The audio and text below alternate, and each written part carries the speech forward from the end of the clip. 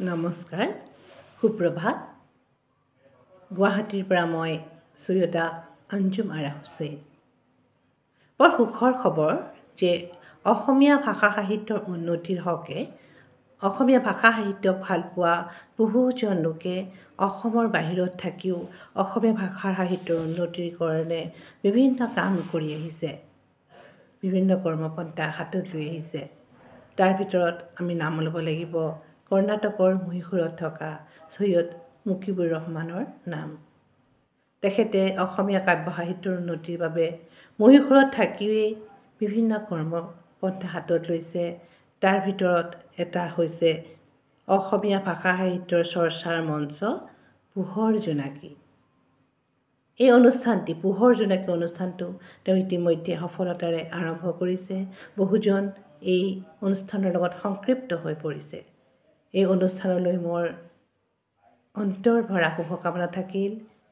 পোহৰ জোনাকীয়ে অসমীয়া সাহিত্যলৈ পোহৰৰ বাট মুকলি কৰিছেই বাৰু, আৰু ই লৈ যোৱা সুদূৰ প্ৰসাৰী হওক অসমীয়া ভাষা সাহিত্যৰ উন্নতিৰ এই কৰ্মপন্থা। এই শুভকামনাৰে মই মোৰ এটি স্বৰচিত কবিতা পাঠ কৰিবলৈ লৈছোঁ। কবিতাৰ শিৰোনাম মৰা নৈলৈ চাপিছে নাও। চাপি আহিছে মৰা নৈ, মোৰ বুকুৰ মানুহ, কলৈনো যাবিগৈ তই? এৰি তোৰ পদুম পুখুৰী, ক'ত এৰি থৈ আহিছিলি তোৰ সাতাম পুৰুষীয়া ঘাট? আজোৱাৰ তাঁতশালৰ সুদিহুৰীয়া মাত, এৰি থৈ আহিলিনো ক'ত আজু ককাৰ চোতালৰ বকুলৰ ছাঁ? পোতা পুখুৰীত জল কোঁৱৰৰ নাও, মহুমাৰীৰ জল কোঁৱৰে আজিও পুখুৰী খান্দে। পুখুৰীৰ তলত দেও লগা ধনৰ কলহ, মৰা নৈৰ পাৰৰ মানুহ, কলৈনো যাবিগৈ তই?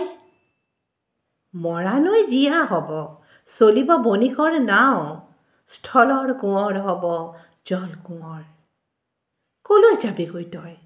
মোৰ বুকুৰ মানুহ। আছেনে জীয়াই তোৰ এৰি অহা পুৰণি ঘাট? আছেনে জীয়াই তোৰ এৰি অহা পুৰণি ঘাট?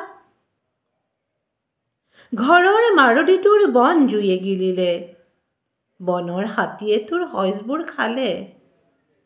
কলৈনো যাবিগৈ তই? কলৈ যাবিগৈ তই? মোৰ বুকুৰ মানুহ। তোৰ পদুম পুখুৰীৰ মৰুশিল ফুল, পুখুৰীৰ পাৰত তোৰ মৰা সপোনৰ কৰাল বন্ধা তেজ।